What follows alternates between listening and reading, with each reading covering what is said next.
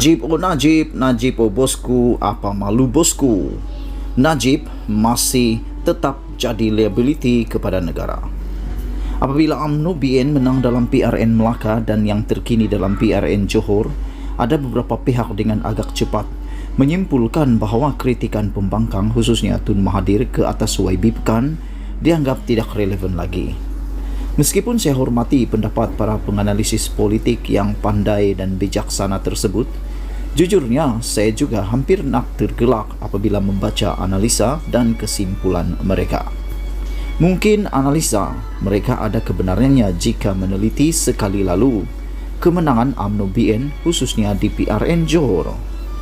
Mungkin juga para penganalisis tersebut merasakan bahawa sambutan yang rakyat berikan kepada YB Pekan, iaitu Najib, meskipun telah disabitkan bersalah atas tuduhan jenayah oleh Mahkamah Tinggi dan Mahkamah Rayuan dan namanya kini disebut berulang kali di mahkamah di New York dalam perbicaraan ex-banker Goldman Sachs Roger Ng, menunjukkan rakyat sudah mula boleh menerima YB Pekan itu. Mungkin Najib, iaitu YB Pekan, sudah tidak lagi ada rasa fear of irrelevance. Mungkin juga UMNO BN kini makin bertambah yakin bahawa YB Pekan, iaitu Najib, bukan lagi dianggap sebagai liability atau beban, tetapi sebaliknya sebagai aset. Zahid Hamidi menghadiahkan kemenangan besar BN pada PRN Johor kepada bosku Najib Razak dalam ucapan pasca pilihan raya 12 Mac lalu. Kita boleh lihat misalnya ada pemimpin UMNO yang pernah menjawat jawatan bertaraf timbalan menteri sekalipun boleh tanpa segan silu menzahirkan keyakinan dia kepada YB Pekan. Cayalah bosku Najib, apa malu bosku. Ya, jika sebuah parti seperti UMNO yang mungkin hampir mustahil untuk kita mengharapkan, mereka memandang isu rasuah dan salah guna kuasa secara jijik, tidak adil bagi saya untuk kita mengharapkan threshold yang tinggi daripada mereka dalam isu-isu sebegitu. Dengan kata lain, standard kayu ukur mereka terhadap isu rasuah dan salah guna kuasa sesungguhnya amat rendah. Jika saya boleh buat analogi, mungkin jika kita ibaratkan seperti markah atau grade dalam peperiksaan, bagi UMNO, jika mereka dapat skor 10%, katakan paper matematik, itu sudah dikira bukan sahaja lulus tetapi cemerlang. Nak buat macam mana? The threshold is too low. Apapun, biarlah UMNO BN berseronok, bersorak, berjerit-jerit dengan kemenangan mereka di PRN Johor. Dan biarlah juga mereka terus-menerus meyakini faktor sumbangan besar YB Pekan, Najib bosku, apa malu bosku dalam PRN tersebut. Saya sendiri bagaimanapun yakin YB Pekan akan tetap menjadi liability kepada UMNO dan negara ini. Mungkin saya silap, tapi itulah keyakinan saya dan insya-Allah Allah tidak akan berubah kot dan tidak akan berubah. Ulasan dipetik daripada Malaysia Deadline, ditulis oleh Hanipa Maidin. Sekian dulu perkongsian dan ulasan pagi ini. Sebelum kita berpisah, sila tinggalkan komen Anda. Adakah Anda juga sependapat dengan penulis ulasan ini bahawa Najib bosku, apa malu bosku, sememangnya liability bukan sahaja kepada UMNO tetapi juga kepada negara Malaysia. Lebih-lebih lagi, namanya sekarang bukan diulang-ulang disebut di seluruh negara, bahkan di Amerika Syarikat diratib. Adakah Najib akan menjadi liability kepada negara? Adakah para pelabur tidak akan memperdulikan tentang isu-isu Najib ini? Itulah yang disebut sebagai liability. Sekian, jangan lupa tinggalkan komen Anda. Ulas jangan tak ulas, ulas jangan malu-malu, bongkar sampai terlonde. Kita jumpa lagi. Bye-bye. Ulas jangan tak ulas, bongkar jangan tak bongkar, ulas tanpa sempadan, bongkar sampai terlonde. Itu dia trademark saya. Petang ini saya ingin beritahu kepada Anda semua satu pendedahan yang luar biasa. Pembangkang bakal bergabung semula selepas pilihan raya negeri Johor yang kalah teruk. Wow, ini yang namanya hikmah di sebalik kekalahan. Oke, kita mau ulas tentang perkara ini. Apabila salah seorang pemimpin paling besar, nanti saya beritahu kepada kamu, pemimpin paling besar di pihak pembangkang memberi cadangan supaya semua perbankan bersatu semula, bergabung semula. Haha. Baik, pada pendapat saya, perkara ini memang satu perkara yang kita cari-cari dan kita tunggu-tunggu. Kalau penganalisis politik dan pemerhati politik mengatakan memanggilnya sebagai formula magis atau magic, saya memanggilnya sebagai formula luar biasa ajaib mukjizat nomor 9 di dunia. Kalau ini berlaku, mukjizat ini berlaku, pasti dia akan menjadi mukjizat nomor 9 di dunia. The Wonder Wall number 7, number 9. Begitulah ceritanya. Walau bagaimanapun, tiada yang mustahil di dunia ini. Sebelum kita ulas itu, kenapa mereka harus membuat penggabungan ini semula? Semua pemerhati politik dan penganalisis politik mengatakan perlu ada satu faktor magis untuk diperoleh semula oleh blok pembangkang, barulah pembangkang boleh menang. Saya setuju dengan penganalisis politik ini katakan, dan juga pemerhati politik katakan perlu ada formula magic untuk PRU 14 dapat dijelmakan semula, kemenangan besar PRU 14 itu. Saya ingin beritahu kamu, saya sokong kerajaan, saya tidak juga sokong kerajaan, saya juga tidak sokong pembangkang, dan saya juga semestinya tidak sokong pembangkang. Dua-dua pun saya sokong. Kerajaan pun saya sokong, pembangkang pun saya sokong. Ada ramai orang cakap, Nazilin kau ini RBA. Aku heran, apa tuh RBA? Aku pun tak tahu. Siasat punya siasat barulah aku tahu. Rupa-rupanya RBA itu Red Bean Army.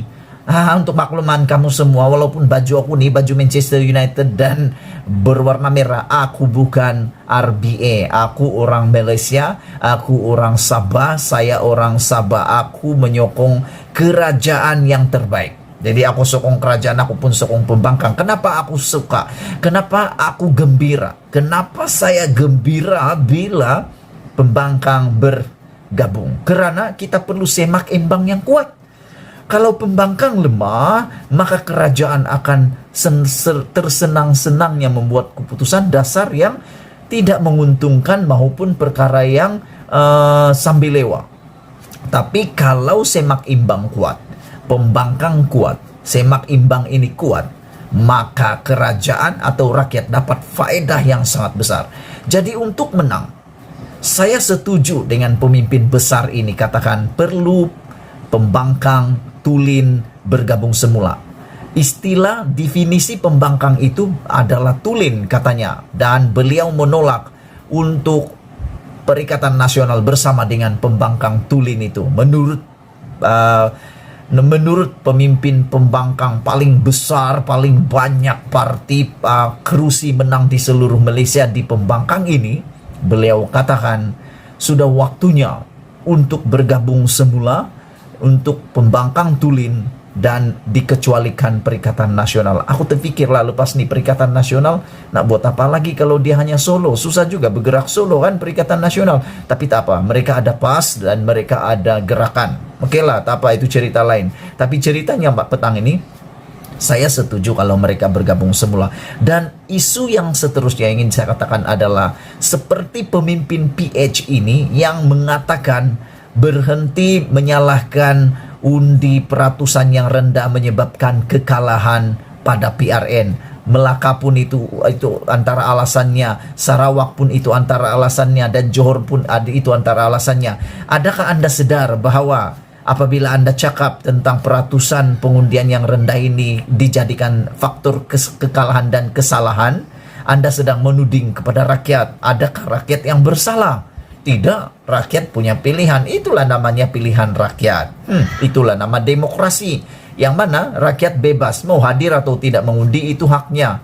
Tetapi yang paling penting dia sepatutnya, rakyat sepatutnya. Kenapa kau tidak mengundi?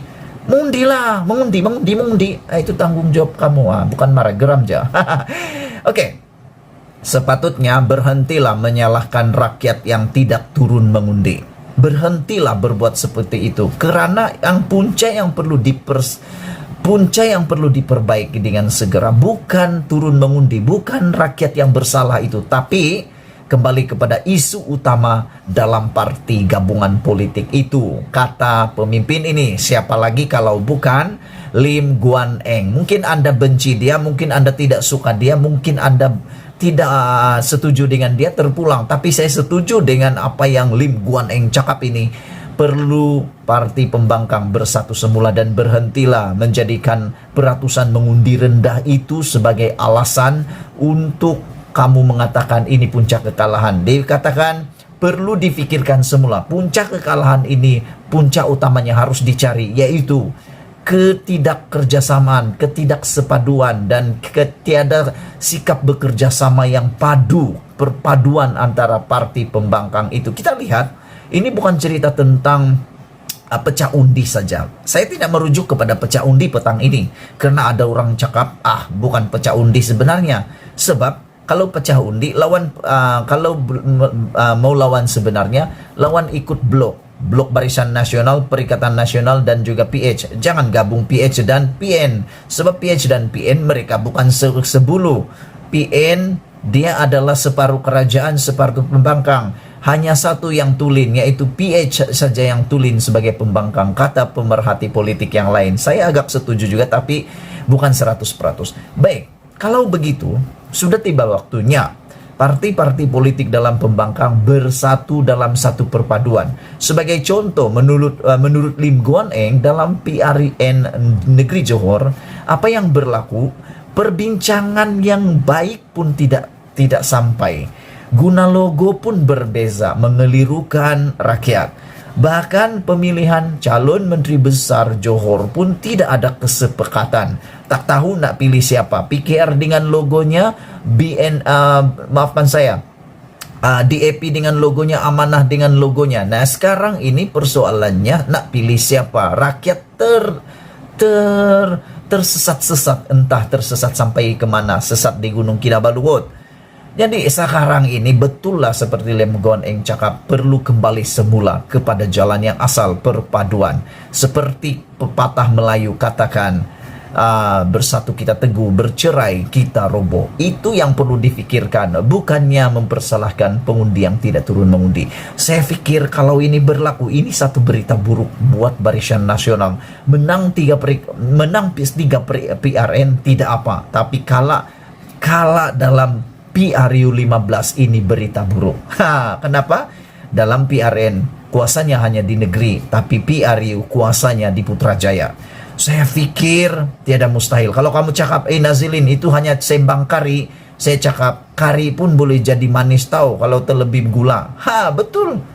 Ada orang cakap itu sembang kari. Banyak juga sembang kari dulu. Tidak bubarlah Johor, tak akan bubarlah Sabah, tak akan bubarlah Melaka, tak akan bubarlah Perak, tak akan dia masih stabil lah dan sebagainya. Akhirnya terbukti politik adalah dinamik dan tak boleh diramal. Senang lagi ramal hujan daripada politik. Jadi kalau ada yang berkata simbang karilah kalau dorang boleh bergabung semula, kita tunggulah. Kalau mereka bergabung, ini magis dunia yang ke-9. Adakah mereka dapat menang kalau mereka bergabung? Itu lain cerita, sebab ceritanya sudah terbukti, sejarahnya sudah terbukti. Kalau pembangkang bergabung sepenuh hati, pasti kalau tidak menang pun, paling tidak pun menggegar lutut dan menggegar lutut musuh-musuhnya. Aku bukan resis kepada mana-mana parti. Aku penyokong kerajaan, aku pun penyokong pembangkang. Mana yang terbaik itu yang aku sokong, dan yang terbaik itulah yang terbaik untuk kita semua. Dan paling penting aku ingin katakan kepada kamu semua, perlu pembangkang yang kuat supaya semak imbang pun kuat. Tidak semestinya pembangkang itu jadi kerajaan, tapi dia perlu semak imbang yang kuat. Sekian dulu perbincangan ulasan hari ini. Tinggalkan komen Anda. Pastikan komen Anda adalah menggambarkan siapa diri kamu. Malaysia kita punya, kita juga sama-sama cintai Malaysiaku. Kita jumpa lagi. Pelat-pelat pun biarlah Sabah, yang penting tahu saya dari Sabah. Kan ada orang cakap, kau punya bahasa Sabahan tu terlampau pelat. Biarlah yang penting kamu tahu saya dari Sabah. Baguslah kau kenal saya dari Sabah daripada kau kenal saya tiba-tiba daripada Kedah. Itu lagi tidak bagus kan.